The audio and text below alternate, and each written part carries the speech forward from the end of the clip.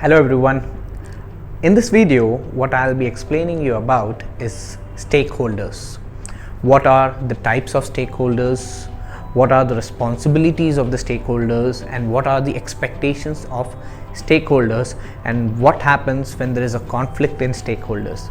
Now, first let me tell you what is actually a stakeholder. When I ask this question in the class, most of the times they give an answer that stakeholders are shareholders and shareholders are stakeholders. Well, let me get you right that stakeholders are those people who are having interest in the organization. What is the organization doing? They have interest in it, they are stakeholders. Is the decision taken in the organization affecting them? Yes, they are stakeholders. Now let me tell you what are the types of stakeholders at first. Number one is internal stakeholder, then is connected stakeholders, and then external stakeholders. Now these stakeholders, number one, internal stakeholders are those people who are in the organization and are working in the organization directly on day-to-day basis. Those people are employees or board of directors. These people are internal stakeholders. What are their expectations? They expect a good salary on time, and they also expect that their salary increases. Then next is connected stakeholders. Connected stakeholders are shareholders, they are customers, they are finance providers. These people are connected inside the organization and also outside.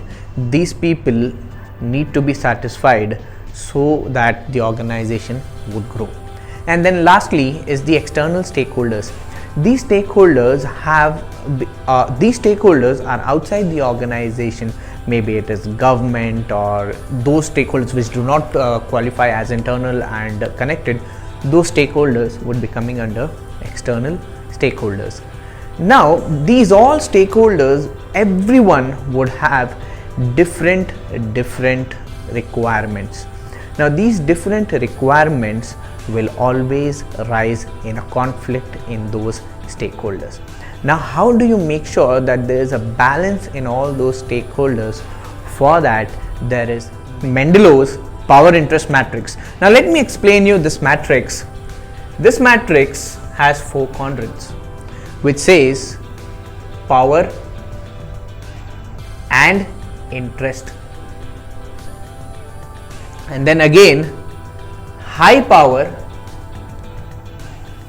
low power, and then high interest, low interest. It's divided into 4 quadrants. Now a stakeholder which is having high power and high interest, those stakeholders are key players which must be highly satisfied. Those stakeholders which are having low power and low interest, there's no effort given to satisfy those stakeholders.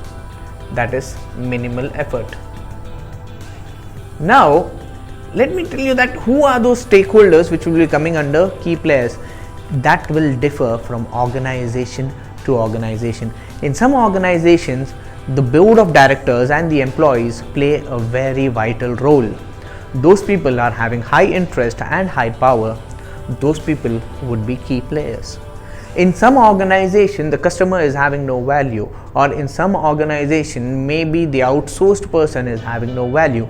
Those people, there would be minimal effort.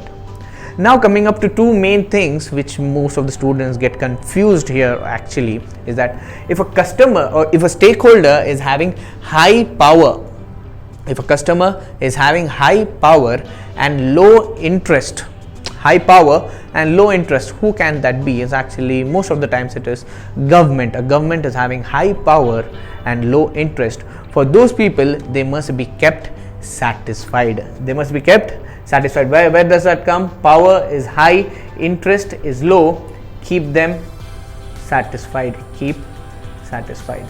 And those people who are having low power and very high interest, sometimes it is customers. Again, customers would be having, like suppose iPhone just launched yesterday, You're having very high interest, but do you have that power? No, in that organization. So those people would be kept informed. You would be kept informed that the phone is launching in some days, so you are kept informed. So you need to understand which organization you are applying this matrix. It can be applied to any organization.